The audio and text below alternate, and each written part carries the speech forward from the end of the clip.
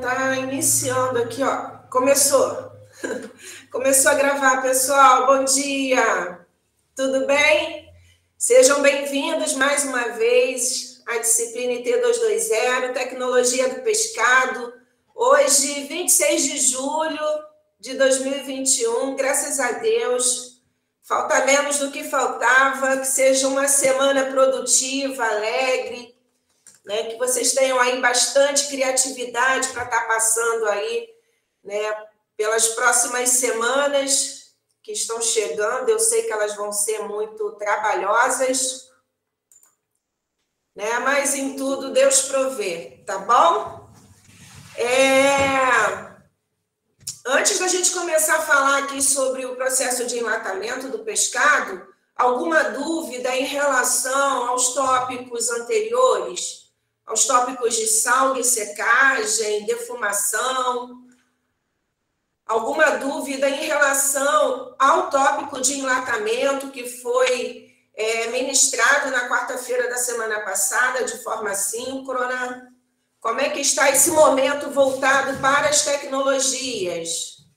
Fácil, difícil, confuso? Nós temos uma monitora, tá? Josi Franco Leite. E aí, ela está no nosso grupo de WhatsApp. E qualquer dificuldade, pessoal, é só estar sinalizando e marcando encontros com ela. A Josi está super, ultra, mega capacitada. Acredito eu que ela deva buscar algo na área do pescado, porque ela está encantada. Né, está fazendo o TCC dela agora numa piscicultura ali em Mangaratiba, né, e ela está amando, porque a piscicultura está em fases de estar implantando o CIF, que é o Selo de Inspeção Federal, né, ele já tem um comércio, né, voltado para a exportação. Então, a piscicultura está implantando o PAC, né, os programas de autocontrole, e outros momentos lá para o entreposto, para que, de fato, eles consigam aí abraçar essa fatia do mercado, que é a exportação. Então, a Josi, ela está super, ultra, mega capacitada, né? Vou ver se a gente coloca também a apostila que ela elaborou no ano passado, no final do ano passado, né? E para estar facilitando aí esse momento aí de aprendizagem, tá bom? Dúvidas em relação ao conteúdo de defumação? Dúvidas em relação ao conteúdo de salga e secagem? Às vezes, o momento das temperaturas que envolvem, né, o processo mesmo, né, a obtenção do produto, né, temperatura de estocagem, né, isso é um pouco diferente dependendo do produto, então ficar sempre bastante atento em relação a isso, em relação também ao uso, né, o fim, né, o objetivo, né, de algumas etapas é importante, porque é o que vai diferenciar, né, um processo do outro, tá bom? Em relação à parte de enlatamento, né, o que não ficou claro em relação à aula que foi gravada e encaminhada para vocês na semana passada? Vocês tiveram tempo de assistir, pessoal? Isso é importante, né? Esse tempo de assistir a aula síncrona é muito importante. Não deixa para assistir só quando for fazer o trabalho, não. Porque aí vocês vão levar mais tempo para fechar o trabalho. Oi! Oi, voltei. Tudo bem? Gente, vocês querem trocar essa caneta por esse celular? Sim ou não? Sim. Vocês? Sim? Olha a minha Lola, gente. Olha que fofa. Entenderam? Vocês têm que me dar retorno aqui, pessoal. Tá bom? Então, vamos lá. Eu tô achando que vocês não assistiram. Entendeu? Então, essa parte de enlatamento, ela é bastante interessante, porque nós temos hoje fábricas que operam, né, no nosso país, principalmente agora no sul do nosso país, enlatando a sardinha e enlatando o atum. Entendi, Soraya. Eu imagino, mas a questão do planejamento em relação às aulas assíncronas é muito importante, né? É muito importante esse planejamento, porque eu também comecei a ficar bastante estressada, porque nessa pandemia eu acabei tendo um ritmo de trabalho muito diferente, né? Eu acho que eu acabei ficando muito disponível para tudo e para todos, e isso está me fazendo mal, né? Fazendo mal para o meu corpo e agora também para a minha mente, porque eu já, né, estou precisando de fazer menos atividades. Então, né, eu organizei um planner, entendeu? Para tirar da minha cabeça, olha aqui, ó, para essa semana, tá vendo? Né?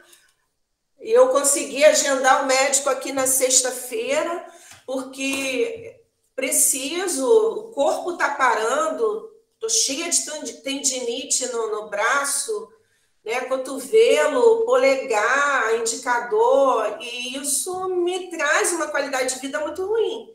Então, eu realmente agora vou precisar agendar os alunos da pós-graduação, né, os alunos, a Josi, que é monitora, que está fazendo TCC, eu vou precisar ter horários, porque está me fazendo mal.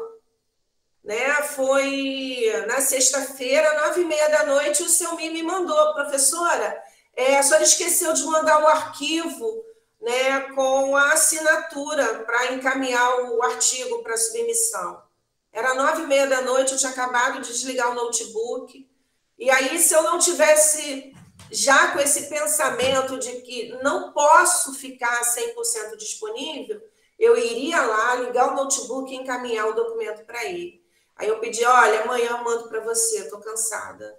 Né? Então, assim, Soraya, tem que ter um planejamento, tira da cabeça, sabe? Coloca no papel, para que você possa visualizar e também desafogar aí a sua mente, né, com tantas responsabilidades. Né? Agendar esses horários, ter um momento de descanso, né? Porque senão vai ficar difícil estudar esse conteúdo na hora que for fazer a prova, tá bom? Eu sei que está difícil para todos, por isso que eu estou compartilhando esse meu momento também. Eu tenho 2 amigas que são psicólogas e a gente conversou muito na quarta e na sexta-feira em relação a um trabalho de extensão que nós fazemos juntas, né, com os pescadores ali de Itaguaí, né? E o tempo para esse projeto tem sido pouco, né? Então, realmente, eu precisei me organizar num planner, né? Tipo uma agendinha aqui, para que eu possa ter qualidade de vida também, não só trabalhar. Tá bom? Vocês também precisam disso. Então, eu vou fazer aqui uma breve revisão desse momento do enlatamento, tá?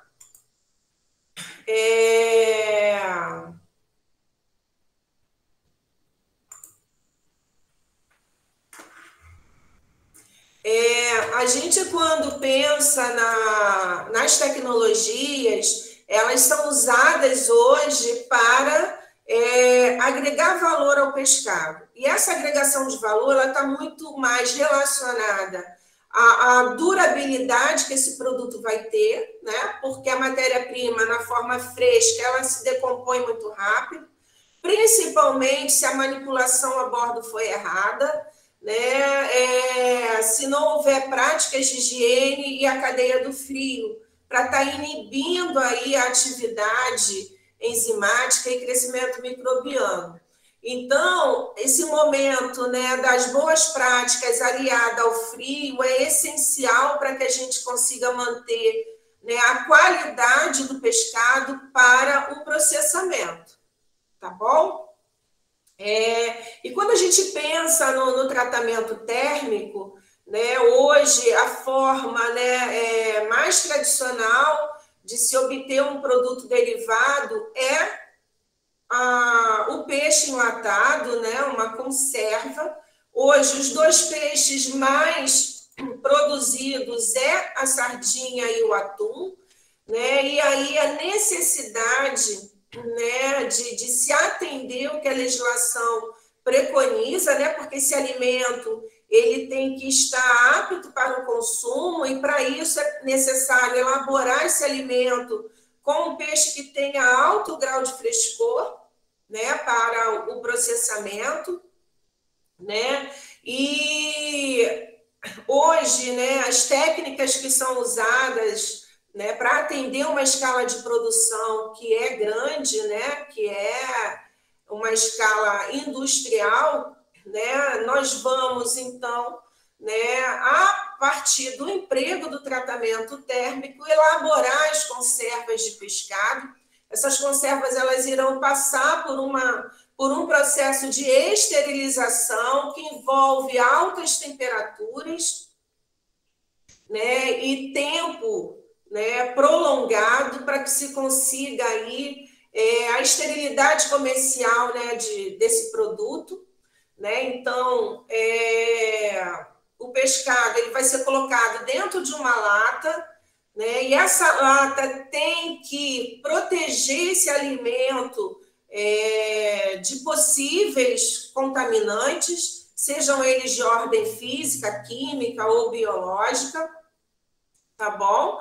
E aí essa lata é submetida a um binômio, né, que envolve temperatura e tempo, que hoje é cientificamente comprovado para atingir a esterilidade comercial, ou seja, nós vamos ter um produto comercialmente estéril, ou seja, ele é seguro 99,9999%.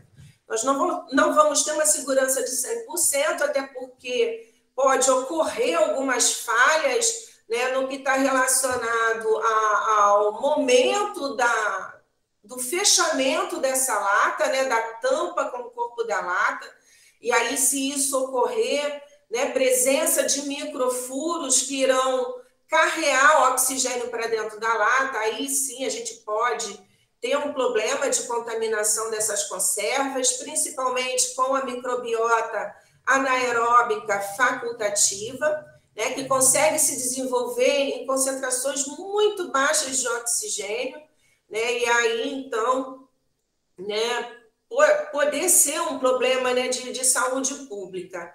No entanto, esse momento a nível de mundo, né, que ocorre em função dessa recontaminação pós-processo, fica muito abaixo de 1%, né, até porque hoje, né, em função, né, do processo, né, o fabrico, né, o processo de fabrico mesmo ter sido melhorado e otimizado ao longo dessas décadas, né, a gente consegue elaborar produtos mais seguros, né, sobre a ótica aí que envolve a parte sanitária, né, a parte microbiológica, né, para consumo. Definir nesse slide o que é a esterilidade comercial. Nesse caso, como nós não vamos precisar da cadeia do frio para garantir aí essa parada, né, do metabolismo, né, no alimento, né, nós vamos, então, né, diferente do que acontece lá quando se usa o congelamento, né, que ocorre essa parada do metabolismo celular, mas após o descongelamento, se a temperatura aumentar, a microbiota ela se desenvolve, né, no alimento e vai deteriorar esse alimento. Quando a gente lança a mão do tratamento térmico, na realidade, nós vamos inativar por completo a ação enzimática e também a microbiota. Tá? Então, a presença de micro-organismos psicrófilos, psicotróficos, mesófilos principalmente, né, eles são todos destruídos, né? Os termófilos, apesar de alguns conseguir, né, sobreviver a temperaturas altas, de 120 graus, né, após a esterilização, a etapa de resfriamento promove o choque térmico, evitando, então, né, a sobrevivência desse micro-organismo, né, e dessa forma, então, a gente consegue obter a esterilidade comercial, porque, né, a microbiota, né, que poderia se desenvolver nas condições, né, do alimento ali, né, não tem oxigênio, o pH é favorável, fica em torno de 6,1, 6,3, né, isso não vai acontecer por conta do emprego do calor, tá bom? E aí a gente consegue, né, armazenar essa latinha à temperatura ambiente. Essa temperatura ambiente, ela fica aí aproximadamente em torno aí de uns 30 e poucos graus, né? E aí, dessa forma, então, né, a microbiota, mesmo que um termófilo, né, conseguisse sobreviver, né, a temperatura aqui, ó, não seria favorável para o crescimento dele, tá bom? Cheguei a falar de alguns parâmetros que são importantes para que a gente consiga uma boa conserva, né? Então, em relação ao pescado, né, capturar sempre de ambiente que apresente, né, uma qualidade, a água apresente certa qualidade, né, até porque com as práticas adequadas a bordo da embarcação e depois na indústria, a tendência é que a gente consiga elaborar um alimento seguro para o consumo, né? A gente sabe que as características químicas do músculo acabam favorecendo esse momento, né? Principalmente para a microbiota, né? Mas o uso de boas práticas e frio, a gente consegue ter um bom controle. E no tratamento térmico, então, né, em função, né, do calor, né, que vai ser usado aí para estar inativando a parte enzimática e também a parte da microbiota, né, a gente entra com temperaturas e tempos adequados para que se consiga, então, aí uma conserva segura, tá bom? Conseguimos manter as características, acho que tem gente pedindo para entrar. Não. Né, as características sensoriais do produto são mantidas e melhoradas em função, né, da pasteurização do músculo, que vai ocorrer uma pasteurização desse músculo, né, a carne se torna comestível em função dessa pasteurização. O valor nutritivo, né, ele é muito bom, né, o teor de proteínas continua alto, podemos ter perdas, sim, de vitaminas, principalmente das que são hidrossolúveis, de alguns minerais em função da temperatura, mas a qualidade nutricional da proteína e do lipídio presente na carne, né, não se altera, e essa alteração ao longo do tempo de armazenagem é mais do que suficiente, né, para que o produto seja colocado no mercado, né, seja distribuído e comercializado, que o consumidor leve para casa e consiga, né, se alimentar de um produto que tem qualidade nutricional, tá bom?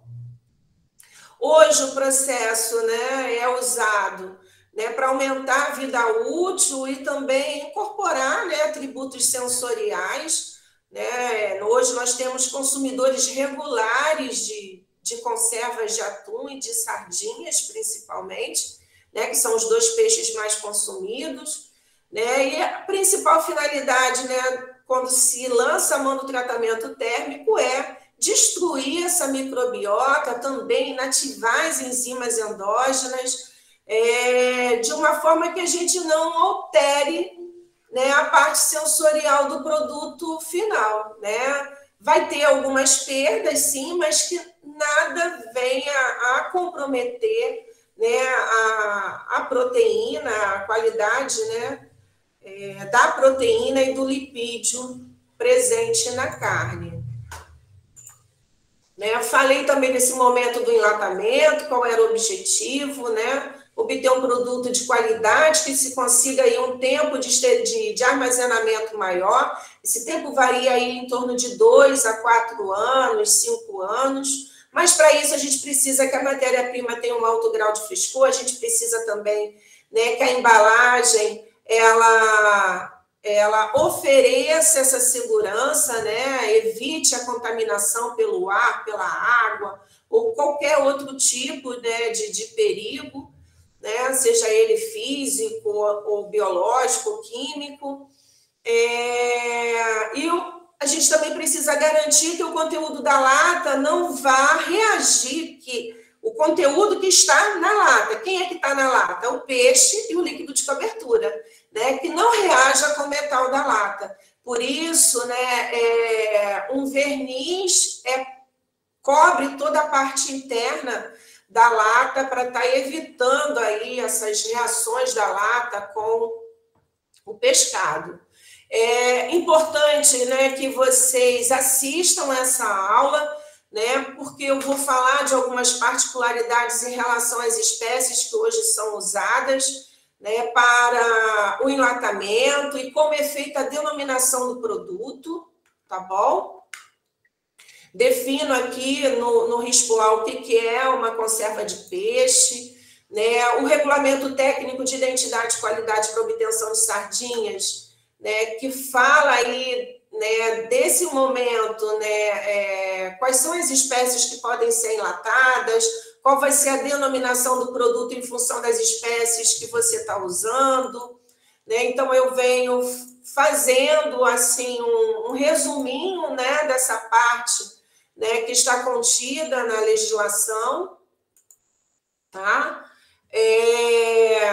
E também, né, da parte que envolve, né, porque quando a gente elabora uma conserva, não tem só peixe dentro da lata, tem também o líquido de cobertura, o molho de cobertura, como vocês preferirem falar, chamar, né? Sendo que hoje as duas conservas mais elaboradas é ao próprio suco com óleos e também molho de tomate, né? Aqui, deixa eu colocar o verdinho, né? Que são as mais elaboradas hoje, né? As mais encontradas no mercado, né? Sempre atentar que o ingrediente obrigatório, né, vai ser o peixe. Obrigada, Toninha. Cadê vocês? Né? É sempre o peixe, né? E o líquido de cobertura, porque precisa, né, completar a carga da lata, e o líquido de cobertura ele também vai favorecer o aquecimento, né, de todo o conjunto, né, lata, peixe e líquido, né? Então é muito importante a presença do líquido de cobertura, né? E isso, Soraya, tem com limão, com ervas finas, eles fazem também com azeitonas, então se tem uma variedade muito grande, né, no mercado. As conservas defumadas também, e aí uso o extrato líquido para estar conferindo esse sabor de peixe defumado, né? Então, hoje nós temos um mercado muito com muita diversidade em relação a essa parte, né, dos enlatados, né, que vai ajudar aí na parte sensorial, né, que é o que o consumidor gosta, né, de experimentar diferentes sabores, tá bom? Então, não deixem de assistir essa aula, porque senão a gente não vai conseguir fechar enlatamento, tá, pessoal?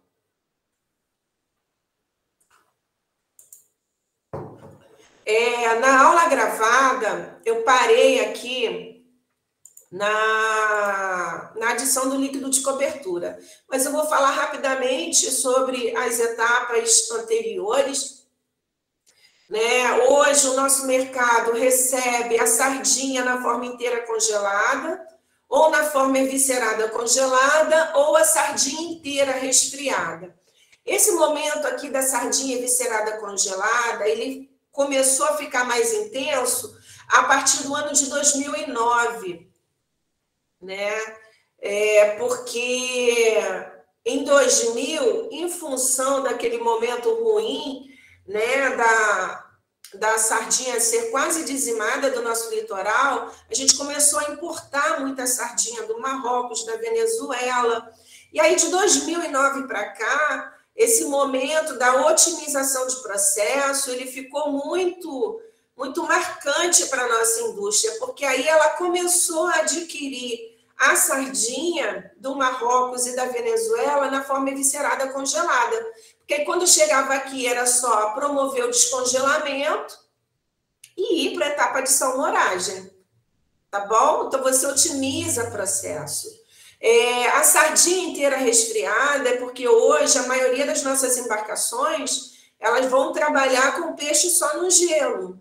Tá bom? E as que trabalham congelando vai usar o sistema de salmoura, né, que utiliza o NaCl, né, que é o sal na água, né, ou então a própria água do mar, ajustando a concentração dessa salmoura aí para em torno de 3%, né, e aí esse sal penetra no músculo, tá? Então, a sardinha que é congelada pelo sistema de salmoura, ela não pode ser usada para outro fim. Ela só pode ser usada para elaboração de conservas, tá bom? Porque o mercado consumidor é muito exigente em relação a esse momento do teor de sal, ok?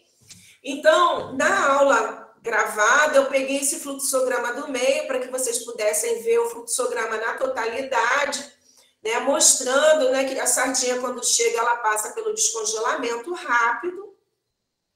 Em seguida, né, ela passa por um maquinário que vai fazer a classificação dela, com base na correlação positiva que existe entre o tamanho do peixe e a espessura. Tem um videozinho de 5 minutos que mostra essas classificadoras automáticas, né? E aí elas são muito práticas, porque a gente precisa uniformizar o lote que vai para o enlatamento, porque nós vamos ter peixes, né, com 17 centímetros e peixes com, né, um tamanho maior, 19, 20. Então, ela vai fazendo essa uniformização em função, tá, da correlação positiva que existe entre o tamanho e a espessura do corpo. E aí a gente consegue uniformizar os lotes para que no momento de colocar, né, o peixe dentro da lata, esses peixes tenham tamanhos parecidos. Tá bom? A evisceração ela é muito importante, porque hoje a legislação diz, né, que o peixe ele precisa ser eviscerado para ser consumido, né? No antigo Rispoal ele falava de peixe íntegro. O peixe íntegro era o peixe com alto grau de frescor e eviscerado, né? Então aqui o corte da cabeça, do rabinho, a retirada das vísceras é importante para que o peixe possa ir para dentro da lata. Desde o início, pessoal, fora do galpão, o operário ele vai tirando o peixe congelado de dentro da caixa, colocando na correia, na mesa que vai fazer que vai transportar esse peixe para dentro, né, do chiller que vai fazer o descongelamento, né? Lá, essa água de descongelamento ela vai estar em torno de 15 graus Celsius e esse descongelamento ele se dá no máximo em torno de 2 horas. Na Coqueiro, eles conseguiram um momento tão bom com esse chiller que eles trouxeram do Chile, que eles conseguiam fazer o descongelamento da sardinha em 15 minutos. Né? E isso é muito bom, porque quanto maior for o grau de frescor do peixe, né, melhor é o momento, né, voltado para o controle da qualidade. Ok? E aí, esse momento, né, quando o peixe sai do descongelamento, o operário vai arrumando o peixe nas calhas, que vai levar para a evisceração. Essa evisceração ela pode ser manual ou mecanizada, né, automática, vai passar por um equipamento que vai cortar a cabeça, a cauda e, por sucção, remover as vísceras, que vai direto, né, para fora da fábrica, tá? Para containers fora da fábrica. Então, não há contato da planta com essas vísceras.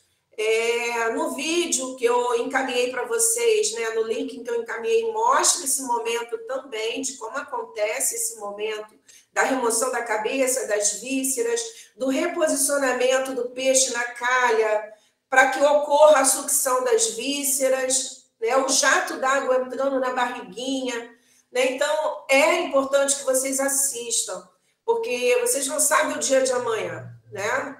Vai que, de repente, né, acontece lá com a Josi, né? A Josi está amando esse momento lá na piscicultura, né? E tenho certeza que, né, o PIBIC que ela teve comigo, a monitoria, né, que isso tudo está sendo assim, esse conhecimento teórico, né, sendo aplicado lá com eles, né? Então, ela está assim, encantada. Então, não deixem de assistir, tá? Eu vou postar o vídeo novamente, ele tem 5 minutinhos, gente.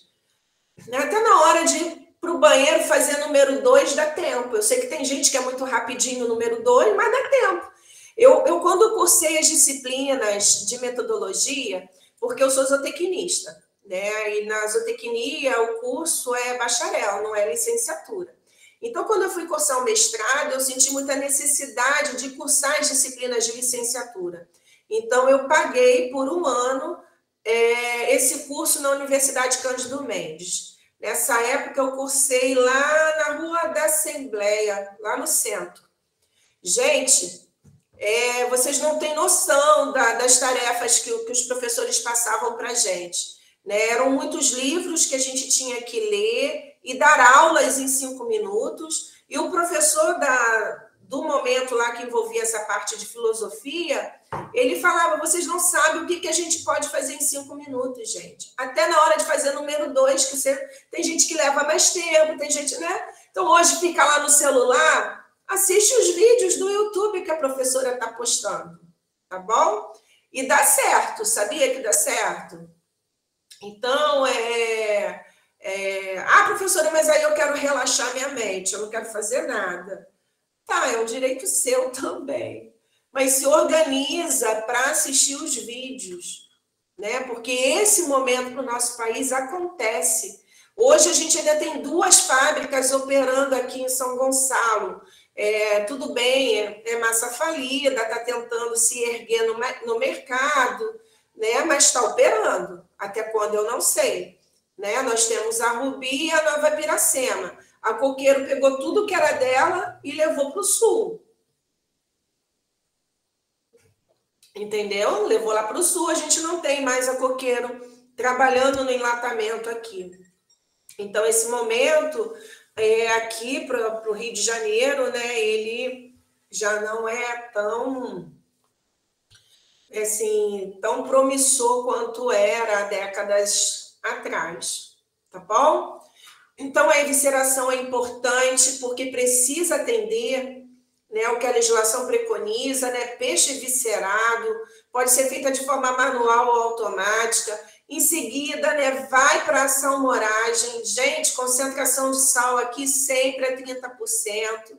Todos aqueles cuidados, né, em relação à qualidade do sal, em relação também ao tempo, né, qualidade e concentração do sal, tempo de salmoragem em função do teor de lipídio da gordura da sardinha e do atum naquele período, é muito importante, tá? Porque o nosso mercado ele é muito exigente quanto ao teor de sal.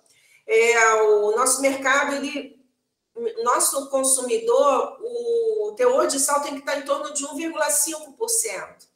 No mercado europeu, no máximo 1%, senão para eles fica muito salgado, entendeu? Então, a sardinha que é comercializada no mercado europeu, ela tem que ter no máximo 1% de sal. Aqui no nosso mercado, em torno de 1,5%. Então, esse momento da salmoragem é importante, não só para conferir sabor, tá? É importante o sabor? Mas o sal também, à medida que entra sal, sai o quê, gente?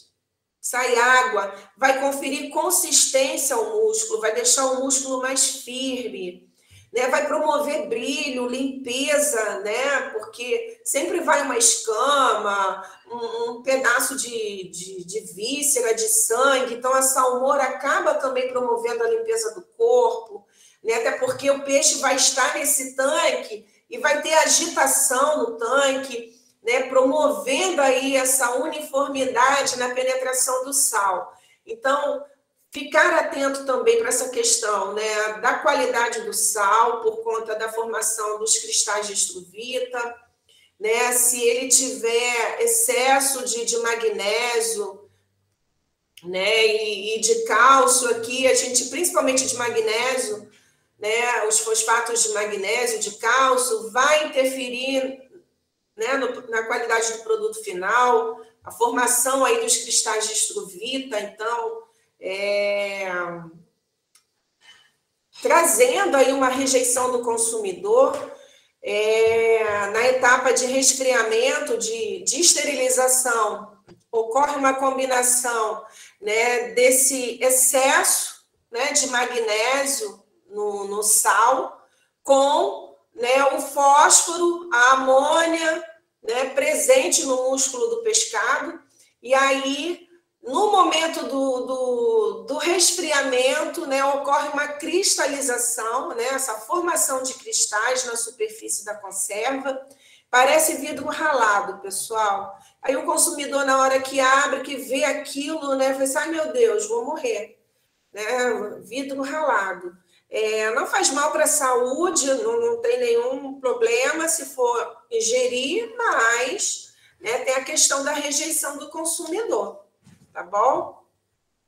Então, após o enlatamento, após a salmouragem, né, a próxima etapa é o enlatamento, e aí é uma etapa manual, a sardinha é um peixe pequeno, precisa ser colocada dentro da lata, e aí as operárias é que irão fazer esse trabalho, né? Assiste lá na aula, porque existe um momento assim que é muito importante, porque ela precisa fazer a toalete do peixe. O que é isso? Porque às vezes ainda tem peixe com barbatana, com escama, com um pedacinho de cauda, ela precisa usar uma faquinha para estar fazendo essa toalete, ela precisa colocar a quantidade de peixes dentro da lata de forma correta, porque ela tem que atender o peso drenado, tá bom? Então, no processo tradicional, se coloca em torno de 120 gramas de peixe.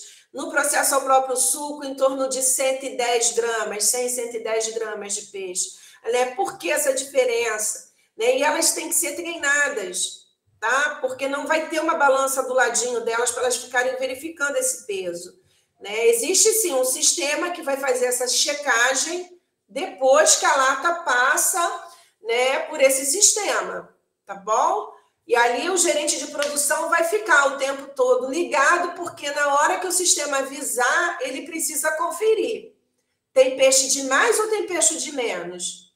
Né? E isso, pessoal, é ruim, porque se tiver peixe de menos, a gente não consegue formar vácuo, e dentro da autoclave, no momento da esterilização, a lata vai ficar toda torcida. Se tiver peixe de mais, na hora de fechar a lata, né, vai ocorrer abaulamento e a gente também não vai conseguir, né, fazer uma boa esterilização desse produto. Então, assiste a aula para poder ficar ligado nesses momentos aí, tá bom? Então, esse momento no enlatamento, né, ficar atento às dicas que eu passei em relação a esse momento do preenchimento da lata com o peixe, né, e de como é feito todo esse controle do peso, né, através da checagem por um equipamento. Nas conservas de atum ocorre diferente, tá? Quem coloca o peixe dentro da lata é um equipamento, então a gente não vai ter esse problema, né? Ele é calibrado para colocar a quantidade correta de peixe dentro da lata, tá bom? Bom, pré-cozimento. Eu coloquei aqui que no processo tradicional a gente tem o pré-cozimento. E o processo tradicional já foi muito empregado aqui no nosso país, e o principal objetivo é remover líquido tissular. O que é líquido tissular, pessoal? É água livre, a água livre presente no músculo. Quando a gente coloca o frango na panela com o alho, né? Não começa a minar uma aguinha, né? Daqui a pouco a panela está cheia d'água. Então, é líquido tissular. É a água livre presente ali, imobilizada no tecido, tá? Então, no processo tradicional, a etapa de pré-cozimento é realizada para remover esse líquido tissular, para deixar o músculo mais firme, né? Até para que ele possa adquirir a textura desejada no momento da esterilização. Porque na esterilização vai correr uma pasteurização, né? O peixe é submetido a uma temperatura mais alta, a um tempo mais agressivo. Então, o peixe é cozido, tá bom? Aqui, o principal objetivo é remover líquido tissular. Então, nessa etapa, a temperatura aqui fica em torno aí de 100, 105 graus, 95 graus, por 25 a 30 minutos. Principal objetivo, remover líquido tissular. Porque no processo tradicional, se o líquido tissular for liberado dentro da lata e permanecer dentro da lata, ele altera toda a parte sensorial do produto final. Até a coloração da sardinha fica diferente, pessoal. A sardinha elaborada pelo processo tradicional, ela tem um brilho mais escuro, tá?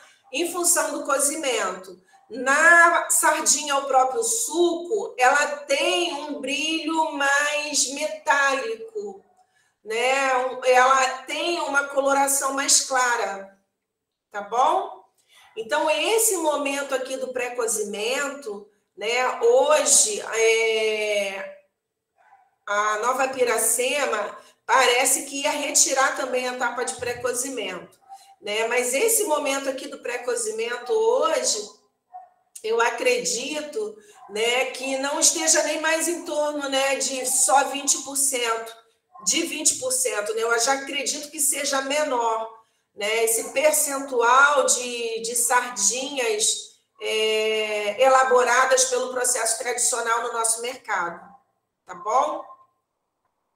Alô, lá tá que tá, gente. Então, esse momento aqui do pré-cozimento, só quando se trabalha com o processo tradicional, tá ok? A lata sai daqui quente, né? 100, 105 graus, vai para a etapa de adição do líquido de cobertura. Esse líquido de cobertura, gente, é o óleo comestível, quase sempre um óleo vegetal, o óleo de soja, que é mais barato, né, que cai no interior da lata a quente, a 70 graus. Por que cai a quente? Porque a gente precisa promover a exaustão, remover todo o oxigênio que estiver dentro da lata, né? Porque onde tem peixe, não tem oxigênio. Mas e nos espaços vazios? A gente precisa remover esse oxigênio. Então, a lata já sai quente da etapa de pré-cozimento, né? E quando cai o óleo aquecido, ou o molho de tomate aquecido a 70 graus, a gente consegue remover o oxigênio que está ali dentro da lata, tá? O líquido cai pelo sistema overflow, ou seja, ocorre extravasamento desse líquido para fora da lata, tá? E aí, esse momento aqui, né, ele é muito importante, porque como ele cai a quente, né, no momento da esterilização, ajuda a fazer com que o conjunto aqueça ao mesmo tempo, tá bom? E ali o processo é o de convecção, tá? Então, todo o conjunto vai aquecer ao mesmo tempo. É importante porque vai completar a carga da lata, porque vai conferir sabor, porque vai auxiliar na transferência de calor, tá bom? Então, não deixem de assistir a aula para que vocês possam pegar os bizus que eu dei lá para vocês. Logo após a adição do líquido de cobertura, é feita a recravação. Então, quando ele passa pelo equipamento que vai fazer o preenchimento da lata com o líquido, né, esse líquido cai a quente. À medida que cai a quente, remove o oxigênio de dentro da lata. O líquido cai pelo sistema overflow, extravasamento, tá? Mas só que antes de entrar na recravadeira, tem uma canaleta que vai remover o excesso de líquido da superfície para que possa ficar um espaço mínimo, tá bom? E no momento que ocorre o fechamento da tampa com o corpo da lata, possa ocorrer a promoção de vácuo, tá bom? Então, esse espaço de cabeça que fica livre, ele é necessário porque durante a esterilização vai ocorrer expansão do produto, né? Por conta da alta temperatura que está sendo empregada. Então, esse espaço de cabeça, que nada mais é que o headspace, né? Que a gente chama de headspace, é para poder promover, para que possa ocorrer, né, essa expansão do produto sem que ocorra a deformação da lata. Tá ok? Então, na etapa de recravação aqui, para as latas de sardinhas, é um cuidado, né, a mais, porque a gente trabalha com latas retangulares. Então, no momento que, né, se fecha a tampa com o corpo da lata, a costura lateral, né, os ganchos que precisam ser fechados ali,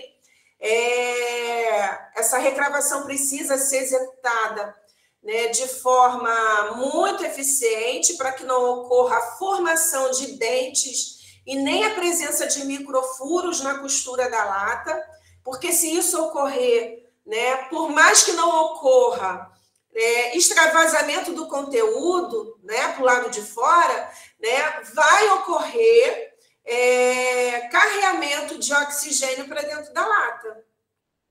Tá bom? E aí acaba criando uma condição ali para que ocorra crescimento dos anaeróbios facultativos.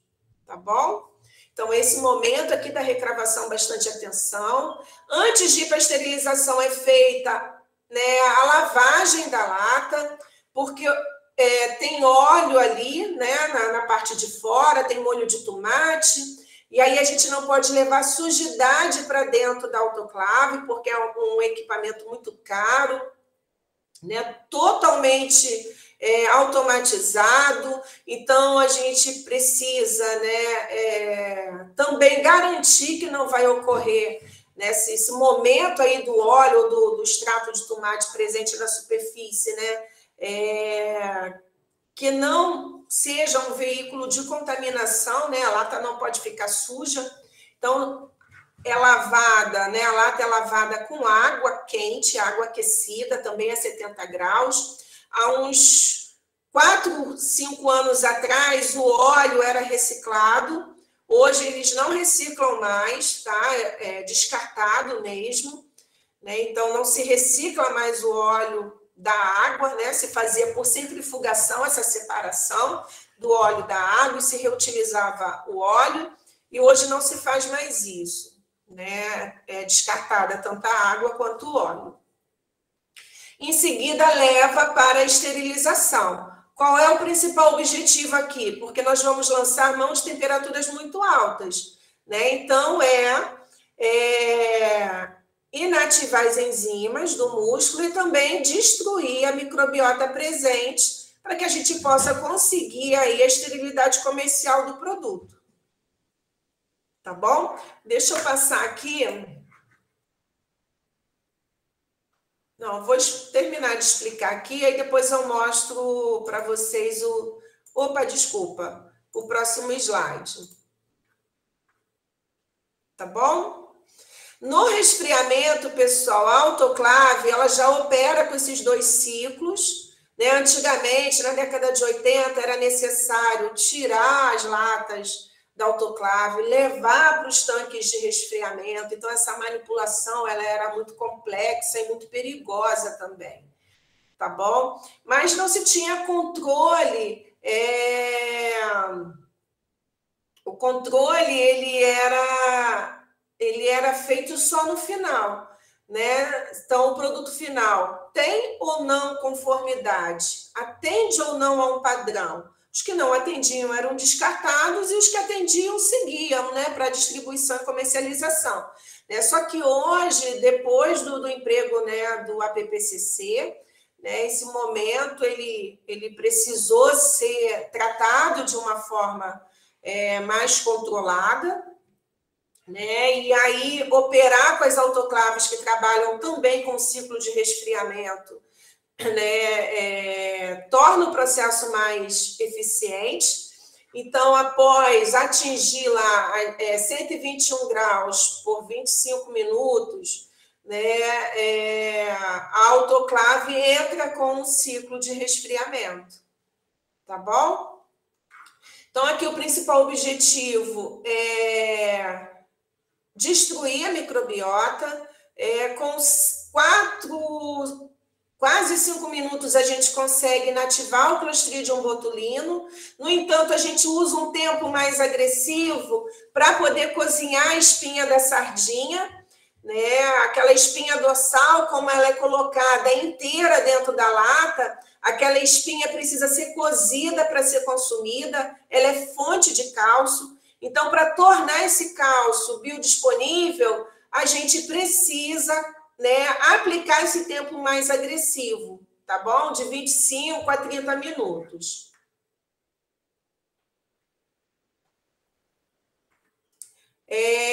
A Soraya está perguntando, professora, sempre ouvi que não devemos pegar lata amassada por conta do risco de botulismo, mas a bactéria é anaeróbica e só a presença da toxina já causa doença. Não necessariamente presença do agente. O meio interno da lata já não é anaeróbico? Não entendo porque se falam nesse risco só com latas amassadas. Soraya, na realidade, o problema com as latas amassadas é com relação ao rompimento do verniz, tá ok? Esse verniz, ele é à base de estanho e ele vai proteger, né? Ele vai cobrir toda a lata e ele vai proteger, né, o alimento, evitar que o alimento reaja com o metal da lata, tá bom? E aí, o momento que vai acontecer ali é uma reação química, que não tem nada a ver com a parte microbiológica. Pode até ocorrer o estufamento da lata. A lata amassada, de repente, seguido de abaulamento da tampa, é em função da produção de H2, porque houve reação do alimento com o metal da lata. Aí faz sentido, tá? Agora, é perigoso se você pega uma lata com condições, né, que não esteja amassada, mas que esteja com a tampa abaulada, tá? Primeiro, a gente logo vai pensar no risco microbiológico, porque o Clostridium, por ser um anaeróbico e por crescer no pH que o pescado apresenta, né? pH ali vai estar em torno de 6,3, né? Então, o que garante a inativação do Clostridium é o calor, o tratamento térmico. Tá bom? Esse tratamento térmico é que vai destruir os termófilos, a microbiota patogênica, que consegue, tá, crescer a temperaturas mais altas, que poderiam ficar ali na lata, mesmo a 121 graus, né? Esporula, vai esporular, vai ficar ali, entendeu? Mas, como a gente entra com a etapa de resfriamento, né, trazendo essa temperatura da lata para em torno de 40 a 42 graus, ocorre o choque térmico, destruindo o esporo que foi formado. E aí o risco do botulismo deixa de ser um problema, tá? Agora, vai ser um problema se ocorrer subprocessamento. O que é o subprocessamento, pessoal? Temperatura e tempo inadequado. Entendeu? Se ocorrer subprocessamento, com certeza. Todas as condições ali são favoráveis. Não tem oxigênio, o pH é favorável, né? A latinha vai ficar a temperatura ambiente, então 35, né? 37 ali, temperatura ambiente, vai crescer Clostridium. Tá bom? Mas em relação às latas amassadas, principalmente por conta da reação do alimento com o metal, produzindo o gás, o H2, tá bom? Então, esse momento na recravação, pessoal, é tão importante que fica 2 operários no pé da recravadeira, olhando as latas que vão saindo. Eles recolhem uma parte dessa... 1% disso para fazer os testes de esterilidade, de presença de microfuros, de dentes, né? Mas não é feito no total, né? Como acontece no atum. No atum, 100% do lote é testado, é verificado. Nas sardinhas, não, é por amostragem. Então, pode acontecer? Pode, gente, e acontece. Porque a lata, depois que passa pelo resfriamento, dentro da própria autoclave, a temperatura vem baixando gradativamente para em torno de 42 graus, 40 graus. Objetivo: evitar o superaquecimento da lata, tá? Evitar o crescimento, né? Destruir os termófilos, né? Promover choque térmico para poder destruir os esporos de termófilos e evitar a formação de cristal de estruvita, porque combina o magnésio, que está presente no músculo, a amônia, que está presente no músculo, no fósforo, e o excesso também de fosfato de magnésio no sal. Por isso que o sal tem que ter uma boa procedência, tá? Tem que ter qualidade química, tem que ter qualidade microbiológica. E aí a aula de salgo-secagem é importante para que vocês possam ter esse fundamento. A qualidade, esse sal tem que ter qualidade alimentícia, tá bom? E aí o que o produtor, o dono da fábrica vai fazer? Adquirir esse sal de estabelecimentos, né, de fornecedores que são idôneos. Né? O médico veterinário que eu coloquei para vocês lá na aula de salgo, ele falou isso, né, que todos os pontos críticos são controlados. Que eles têm fornecedores idôneos, porque não tem como você comprar o sal e ainda passar o sal por um tratamento térmico para ter garantia de que aquele sal é adequado. Não tem como trabalhar dessa forma. Bom? Então, aqui no resfriamento, após o resfriamento, ocorre a secagem das latas dentro da autoclave mesmo, temperaturas ali próximas de 37, 40 graus, e em seguida elas vão para o setor de embalagem.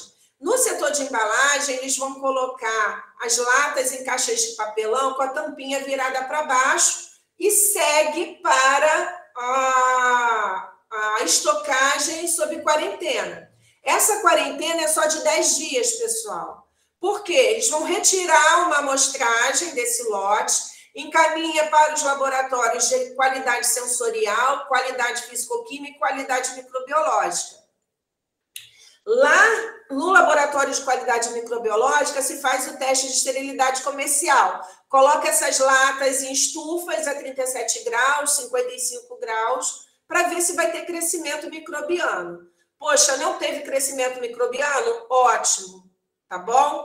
Mas, enquanto isso, o que está acontecendo? Um controle, um monitoramento desse lote no setor de embalagem. Porque como coloca ela com a tampinha virada para baixo, se houver problema na recravadeira, presença de microfuros, vai ocorrer vazamento. E aí mancha a caixa de papelão. São rodas e rodas de líquido de cobertura, manchando ali a caixa de papelão. E aí, o que eles vão fazer? Eles vão rastrear essa recravadeira.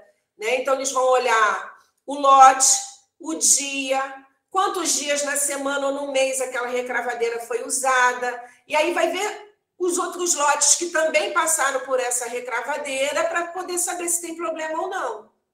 Entendeu? Então, nesse momento, a indústria ainda consegue rastrear o problema.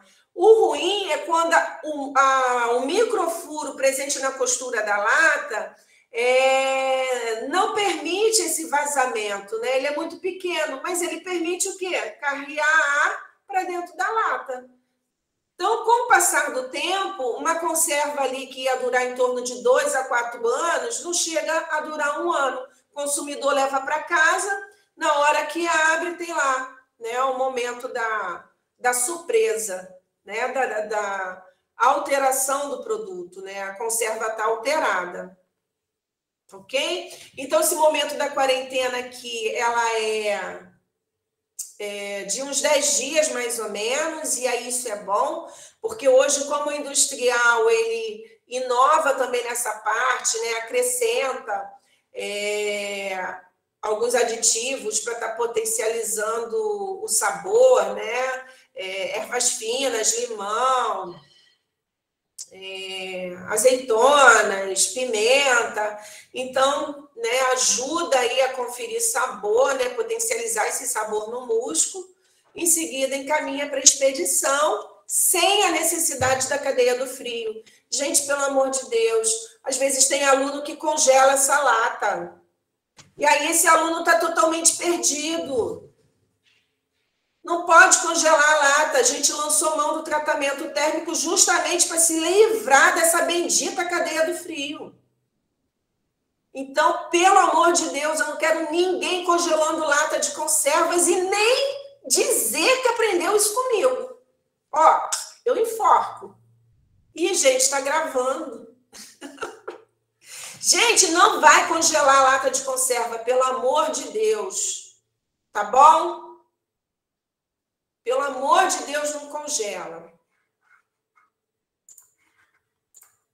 Gente, olha aqui a diferença ao próprio suco. Qual é a única diferença em relação a esse fluxograma? Não tem etapa de pré-cozimento, e eu deixei isso muito bem explicado na última aula. Então, dentro da lata, além do líquido de cobertura, também vai ter quê? Vai ter o quê? Líquido tissular. Tá bom? Então, hoje, o Regulamento Técnico de Identidade e Qualidade já prevê, né, a elaboração de sardinhas ao próprio suco. Para a indústria, isso foi o ó do borogodó, porque é uma etapa que envolve calor, né? Então, envolve o quê? Gasto de energia, né? E tempo. São quase 30 minutos a 100 graus, 105, 95 graus. Então, essa otimização aqui no processo, o pessoal lá da produção, principalmente o gerente de produção, ficou muito animado, né? Porque você consegue, então, fechar esse processo, né? Esse fluxograma operacional, né? Com um tempo menor, tá? Sem gastar energia, né, sem gastar mais dinheiro, sem falar também que é um momento muito ruim para o operário. Nessa etapa aqui que envolve pré-cozimento, a gente não consegue parar nem para ver, né, para olhar a forma como eles estão trabalhando. É muito quente. Ah, tá bom, pessoal. Entendi aqui. Tá bom? Então, para o processo ao próprio suco, é só não realizar a etapa de pré-cozimento. Tá ok? Então, outro momento aqui para vocês que é importante, que são as alterações que podem vir a acontecer nas latinhas, e aí elas podem ser de origem microbiana, química e física, e a causa ela vai estar relacionada a subprocessamento ou recontaminação pós-processo. Principalmente quando é de ordem microbiana, tá bom? Deixa eu tirar aqui, ó, deixar em verdinho, essa recontaminação pós-processo aqui, ó, quando se tem a presença dos microfuros. E aí essa recontaminação ou contaminação, né, pós-processo seria em função da presença dos microfuros, que vai carregar, né, o oxigênio para dentro da lata, promovendo o desenvolvimento dos anaeróbios facultativos, tá bom? Ou, se ocorrer, subprocessamento, binômio temperatura e tempo não foi eficiente para inativar a microbiota, tá ok? Gente, se crescer mesófilo lá no teste de esterilidade comercial, ou até mesmo termófilo, subprocessamento, temperatura e tempo não foi adequado, não foram adequados, tá bom? Então, aqui, ó, os tipos de alterações microbianas, né? Vai ocorrer a formação, a contaminação, né, por bacilos sem produção de gás, E aí o consumidor ele só tem noção de que a conserva está estragada depois que abre a latinha, porque como não tem produção de gás, a tampinha não vai ficar abaulada. E aí quando ele abre, o odor está ruim, a coloração tá estranha, né? Tem presença como se fosse, né, de espuma dentro da lata. Então ele só consegue identificar que o material, né, o alimento está estragado depois que abre a lata, tá? A deterioração sulfídrica causada pelo Clostridium perfringens vai haver produção de gás. Só que esse H2S ele vai ser solúvel no conteúdo. Então, também não vai abaular a lata. Porém, na hora que abre a lata, tanto o peixe quanto o molho de cobertura vai estar todo escuro. Vai estar com uma cor preta. Entendeu? Então, esse momento, pessoal, ficar atento, porque se o aspecto geral está ruim e se o odor também já está ruim, por que vocês vão cheirar e provar? Entendeu? Geralmente o consumidor faz isso. Cheira ou prova na pontinha da língua. Não pode, gente. Porque se tiver um patogênico ali, né, a vida de vocês que vai estar em risco. Então, liga para o saque da empresa, informa para poder saber, né, como que ela vai conduzir aquele momento ali com você e, de repente, até estar recolhendo, né, o lote do mercado. Esse momento ruim aqui com a contaminação sulfídrica aconteceu com a minha mãe. Ela comprou uma latinha de conserva em óleo comestível, óleo de girassol e uma de molho de tomate. A de óleo comestível estava normal. Quando ela abriu a de molho de tomate, o peixe estava pretinho e o molho de tomate também. E aí o que ela fez? Hein? O que ela fez? Cheirou e provou. Só que quando ela me falou isso, ela já tinha feito, né? E isso tá aí, cheirou e provou. E aí eu dei um grito no telefone, aí ela, meu Deus, eu vou morrer. Eu falei assim, mãe, não sei, né? Porque se você não morreu até agora, você não vai morrer mais. Porque ela tinha feito isso de dia, só me contou à noite, quando eu cheguei da universidade. Né? Aí eu falei assim, tô indo aí pegar essa conserva para levar para a Rural, para a gente fazer análise. Ela, mas eu já joguei no lixo. Eu já fui lá no mercado e falei para eles e desacatei, não sei o quê. Então, gente, um momento, com certeza, né, presença de microfuros. Nesse estabelecimento, as latinhas elas ficavam estocadas num pallet de madeira, né, no chão, né, e ele usava a parede para arrumar as latinhas, né, até assim, da altura de uma pessoa. Tinha sempre um funcionário varrendo ali, né, e a poeira sendo carreada para cima das latinhas. Tanto é que na hora que ia comprar, tinha que estar limpando para levar lá para o balcão para pagar. É um mercado pequeno. Então, com certeza, né, ele deve ter adquirido um lote, né, onde veio latas com esses microfuros e acabou, então, contaminando. Né? A gente chama de uma contaminação pós-processo, uma recontaminação, porque na realidade tudo que a indústria faz é para que ela possa atender o que a legislação preconiza, né? Evitar aí essa contaminação do alimento, tá bom?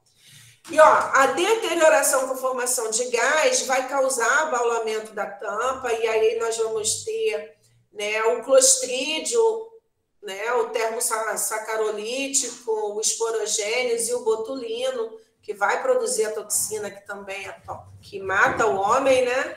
E aí, esse momento, né, ficar bastante atento. Se houver abaulamento só de um lado ou de ambos os lados, é importante fazer contato com a empresa e informar o que está acontecendo, tá bom? Porque aí a gente pode ter a presença de um patogênico. Então, jamais cheirar e provar essa conserva, porque se o aspecto já diz para você que está ruim, por que você vai cheirar e provar?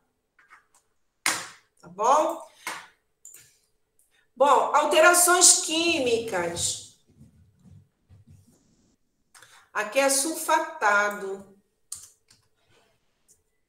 tá? Aí, no caso, nós temos a produção de hidrogênio em função do rompimento, né, do metal da lata durante a recravação, expondo esse metal que vai entrar em contato com o alimento e aí produzir, então, hidrogênio, tá? É a formação de cristais de estruvita, que pode estar associada ao grau de pureza do sal, principalmente em relação ao conteúdo de magnésio. Na aula de salvo-secagem, eu passo esse conteúdo para vocês, né? Qual é o conteúdo que tem que ter para que possa ser considerado de qualidade. E aí, como é que a gente evita esse momento, pessoal? Adquirindo o sal de boa qualidade e executando a etapa de resfriamento, né, de forma correta para evitar, então, a formação do cristal de estruvita.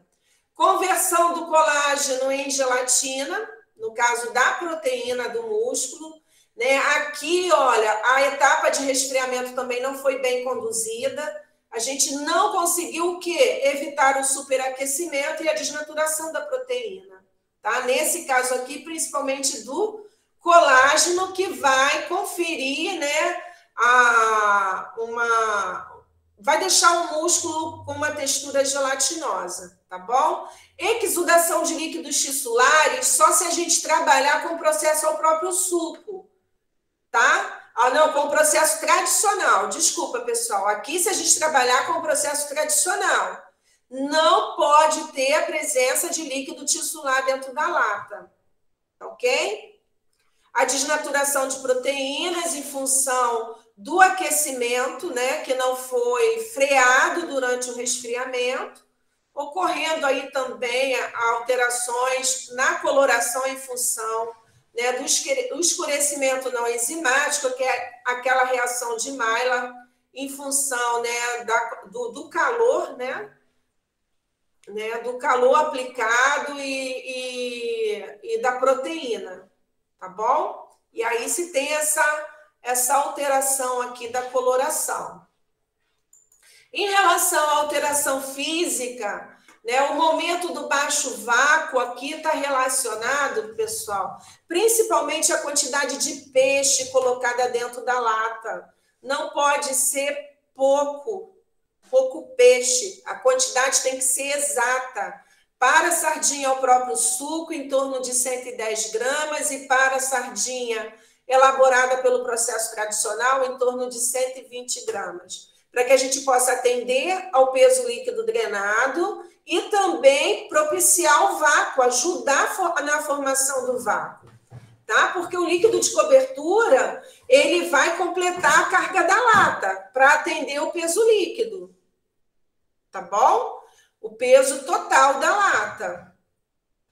Também não pode encher demais, porque senão vai causar o abaulamento em função, né, do excesso de peixe. E aqui, ó, o problema com vazamentos é a aferição das recravadeiras. Certa vez lá na Coqueiro, acho que isso foi no ano de 2018, eu estava com uma turma, não sei se foi da pós ou da graduação, e aí parecia que a máquina tinha ficado louca, gente. Ela, conforme ia baixando, né, o pistão para encostar a tampa com o corpo, ela baixava com tanta força que ela amassava tudo e caía a lata com peixe no chão. E aí o que faz? Para a produção, né, para tudo que está fazendo, né, aí o gerente de produção ele precisa desviar essa produção dessa linha para uma outra recravadeira e acionar o pessoal da manutenção para vir fazer o reparo. Isso tem que ser assim, imediato, tá bom? Eu lembro até que os alunos ficaram com muita pena, né, de ver no peixe, né, no chão, não dá para aproveitar, não dá para aproveitar? Não, vai tudo para o lixo, tá bom? Então, esse momento aqui, em relação à recravadeira, é um ponto crítico de controle, né, que precisa ser verificado e aferido o tempo todo para poder garantir, né, que, de fato, a embalagem vai proteger o alimento, né, da contaminação, né, do ar, da água ou de qualquer outra sujidade que possa vir a contaminar o alimento. tá bom?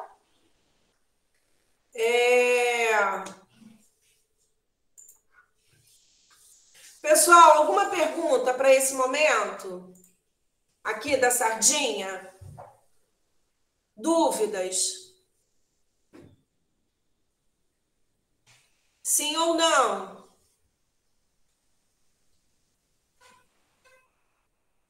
Posso continuar?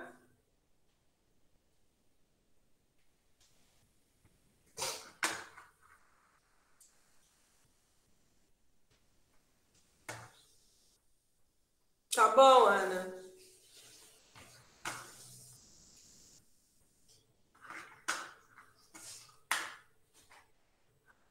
Bom, gente, aqui em relação ao atum, vocês precisam ficar mais atentos em relação ao fluxograma operacional, porque ele vai ser um pouquinho diferente. Por que vai ser um pouquinho diferente? Porque o atum é um peixe muito grande.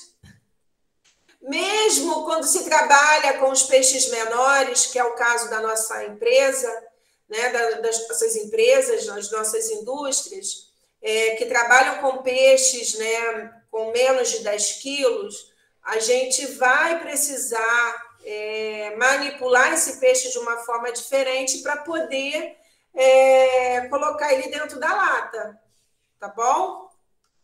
Então, hoje, na captura, nós temos aí mais ou menos 50 embarcações trabalhando com a captura do atum para o enlatamento, onde vai usar peixes em torno aí abaixo de 6 quilos, até porque eles trabalham com o sistema, né, com o método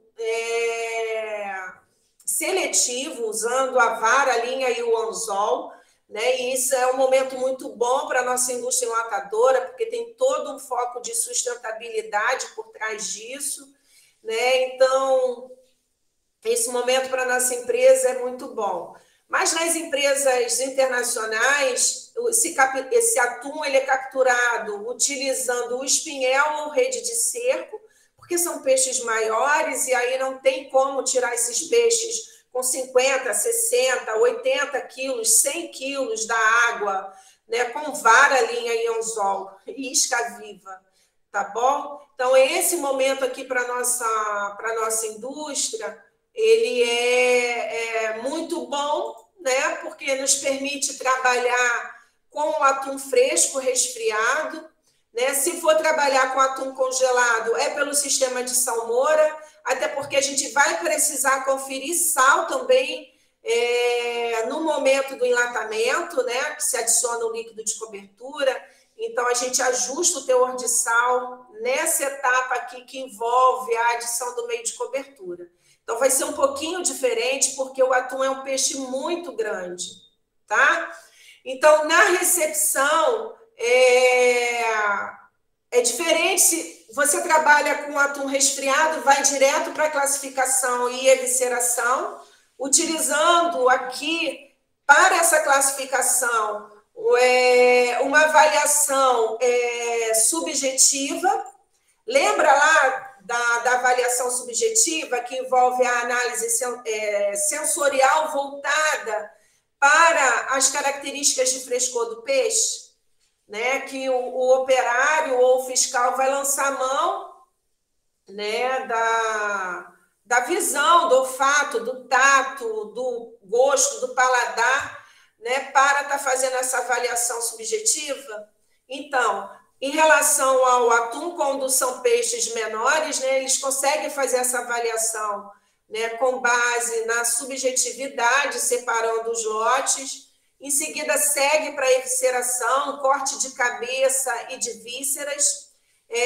Fica atento aqui, pessoal, porque o atum que vai para o enlatamento não sofre a decapitação a bordo. Por que não sofre a decapitação a bordo? Eu já falei isso uma vez. Quem é que lembra? Não sofre a decapitação a bordo porque a cabeça ela é usada também, o músculo, né, contido na cabeça é usado também para compor o atum ralado. Tá bom? Então, esse momento aqui, tá? Da evisceração e do descabeçamento, isso é feito na indústria, porque a cabeça ela vai ser usada para retirar o músculo da cabeça, contido na cabeça, para compor o atum ralado. Ok? Após a evisceração, passa por um cozimento. Esse cozimento aqui, pessoal, ele é importante e é diferente do que acontece lá na sardinha, porque lá o objetivo é pasteurizar a carne, tá? Remover líquido tissular e deixar o músculo mais firme para a etapa de esterilização. Aqui o objetivo do cozimento é para poder remover a pele e o sangacho. O que é o sangacho? É a musculatura escura que está no dorso do animal. Entenderam? Então, o cozimento aqui é importante para promover a limpeza do músculo. Quem faz essa limpeza? A operária. E essa limpeza aqui não tem nada a ver com evisceração, com remoção de cabeça e de vísceras, não. Esse cozimento aqui é para remover a pele e a musculatura escura que está no dorso do animal. Elas fazem isso com uma faca sem fio, sem lâmina, tá? E essa limpeza, né, ela pode ser superficial ou profunda, tá? Porque, na realidade, o que vai para dentro da lata é só o músculo mais claro. Esse músculo mais escuro, como ele é muito rico em lipídio, ele vai conferir uma coloração indesejável e também um gosto indesejável. Um gosto muito forte, muito amargo. Então, ele pode ser encaminhado para uma outra linha para se elaborar patê com esse músculo mais escuro. Tá bom? Essa limpeza, então, nada mais é do que a remoção, né, da pele do músculo escuro, só que para ir para a limpeza passa pelo resfriamento, tá ok? Vai passar pelo resfriamento, né, que pode ser em câmaras de resfriamento ou conduzida dentro do próprio forno de cozimento. Né? Após o resfriamento, se faz a limpeza e segue esse músculo para o enlatamento.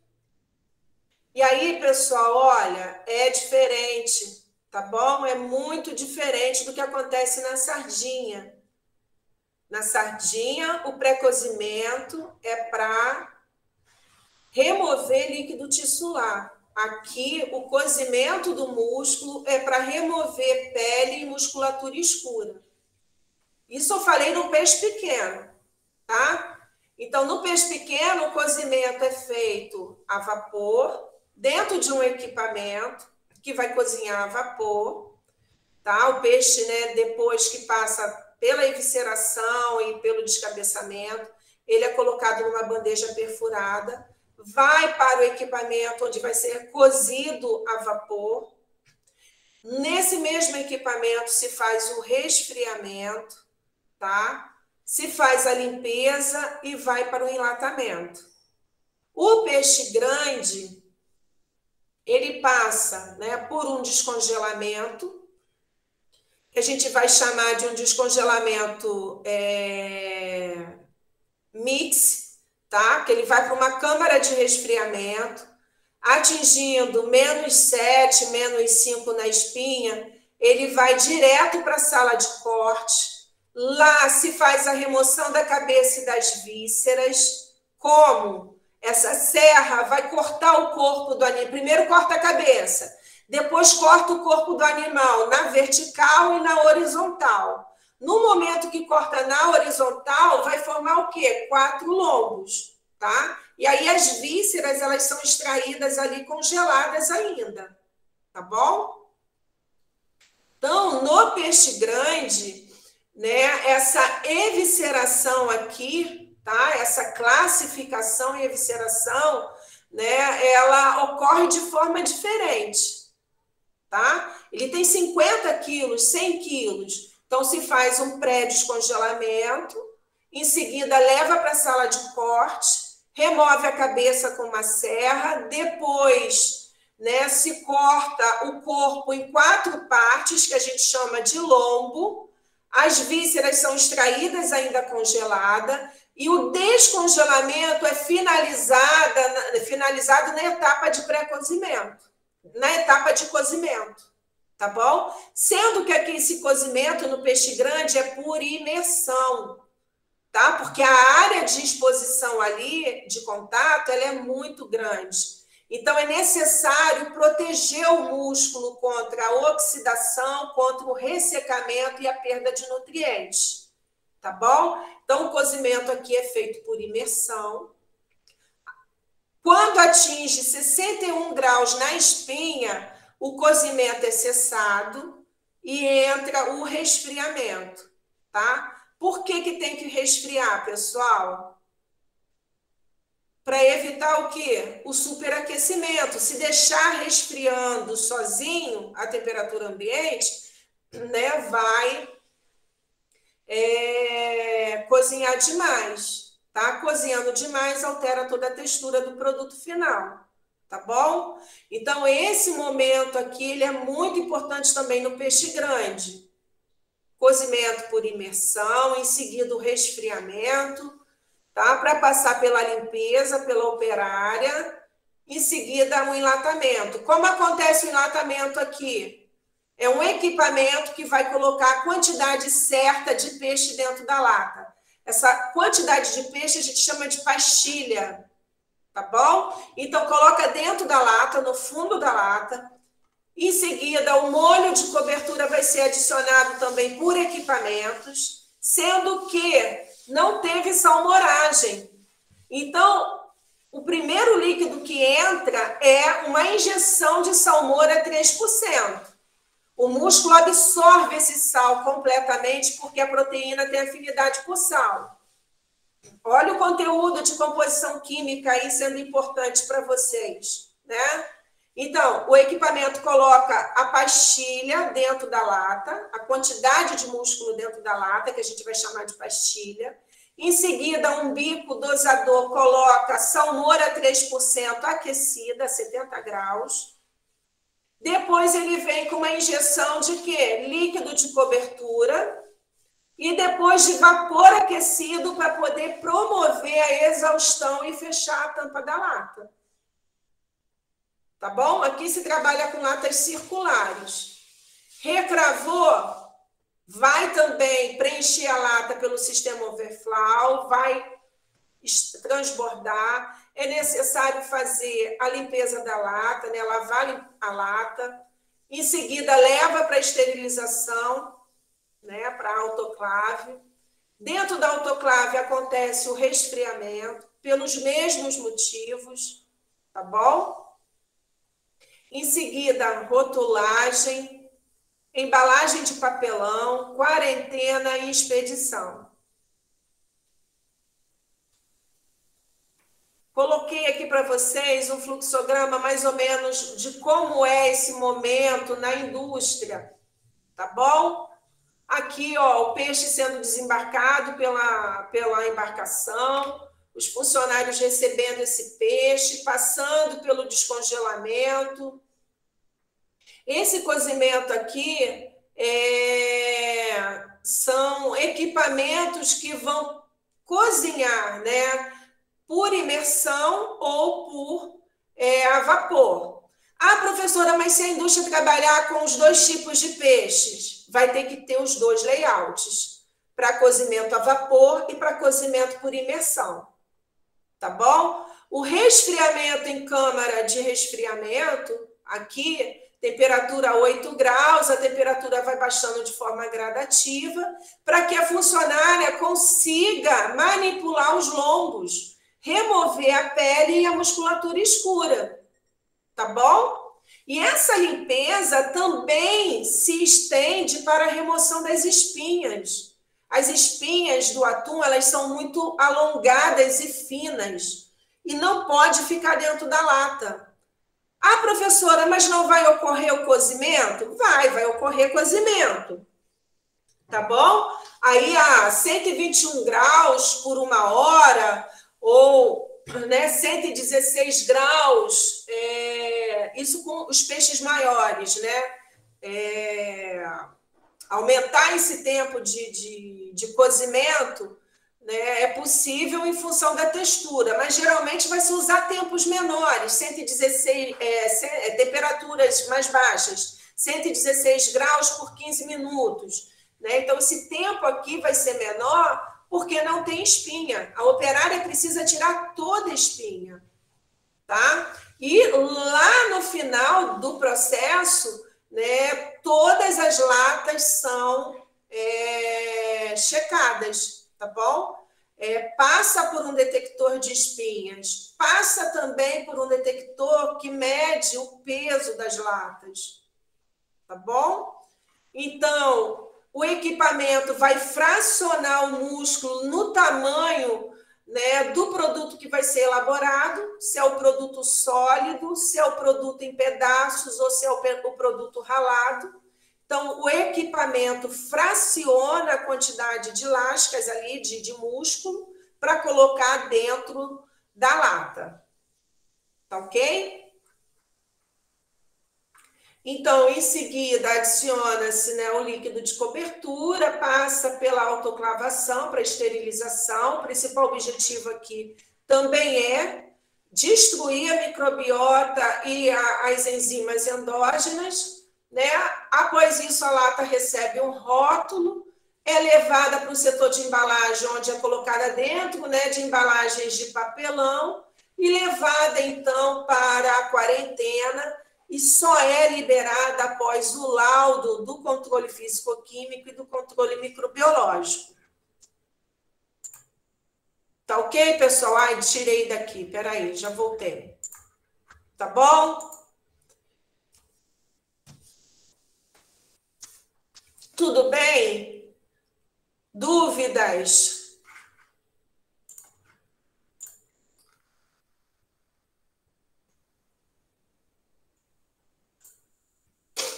Pessoal, eu preciso que vocês se organizem, até para que vocês não fiquem doentes, tá bom? Aí daqui a pouco começa uma enxaqueca, uma gastrite,